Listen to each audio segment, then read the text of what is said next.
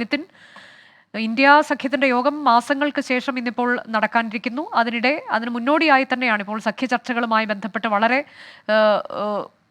പെട്ടെന്ന് തന്നെ ഒരു കമ്മിറ്റി രൂപീകരണത്തിലേക്ക് കോൺഗ്രസ് കടന്നത്. അതായത് ലോക്സഭാ തെരഞ്ഞെടുപ്പിന്റെ മുന്നൊരുക്കങ്ങളിലേക്ക് കോൺഗ്രസ് ഇന്ത്യ സഖ്യം കടന്നിരിക്കുന്നു.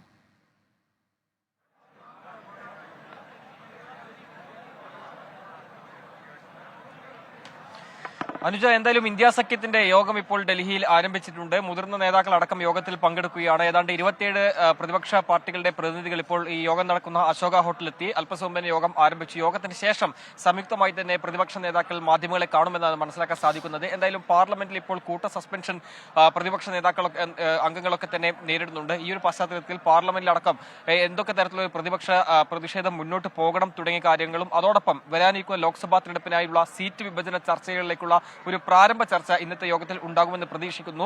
സംസ്ഥാനങ്ങളുടെ അടിസ്ഥാനത്തിലാണ് സീറ്റ് വിഭജന ചർച്ചകൾ കാര്യമായി തന്നെ നടക്കേണ്ടതുള്ളത്. അതുകൊണ്ട് തന്നെ ഒരു സംസ്ഥാന അടിസ്ഥാനത്തിലുള്ള ചർച്ചകളിലേക്ക് കടക്കാനുള്ളൊരു നീക്കവും ഇന്നത്തെ യോഗത്തിന് ശേഷം ഉണ്ടാവുമെന്നാണ് മനസ്സിലാക്കാൻ സാധിക്കുന്നത്. അതിന് മുന്നോടിയായി തന്നെയാണ് കോൺഗ്രസിന്റെ സഖ്യ രൂപീകരണ ചർച്ചകൾക്കായി ഒരു സമിതിയെ തന്നെ രൂപീകരിച്ചിരിക്കുന്നത്. മുകുൾ വാസ്നിക്കാണ് കൺവീനർ. അശോക് ഗെഹ്ലോട്ട് അതോടൊപ്പം തന്നെ ഭൂപേഷ് ബാഗേൽ ഉൾപ്പെടെയുള്ള നേതാക്കളടക്കം 5 പേർ ഈ സമിതിയിലെ അംഗമാണ്. നേരത്തെ തന്നെ നമുക്കറിയാം, മധ്യപ്രദേശ് തെരഞ്ഞെടുപ്പിന്റെ ഘട്ടത്തിലടക്കം സീറ്റ് വിഭജന ചർച്ചയിൽ വലിയ തരത്തിലുള്ള ഒരു അതൃപ്തി അഖിലേഷ് യാദവ് മുന്നോട്ട് വെച്ചിരുന്നു. അതിനുശേഷം വലിയ വിമർശനമാണ് കോൺഗ്രസ് അടക്കം നേരിട്ടത്. പക്ഷേ ഇപ്പോൾ ഹൈക്കമാൻഡ് നേരിട്ട് തന്നെ ഈ സീറ്റ് വിഭജന ചർച്ചകളിലേക്ക് കടക്കുന്നു, അല്ലെങ്കിൽ അത്തരം ഒരു കാര്യത്തിൽ ഹൈക്കമാൻഡ് നേരിട്ട് തന്നെ ഇടപെടുന്നു എന്ന് തന്നെയാണ് ഈ സമിതി രൂപീകരിച്ചുകൊണ്ട് മനസ്സിലാക്കാൻ സാധിക്കേണ്ടത്.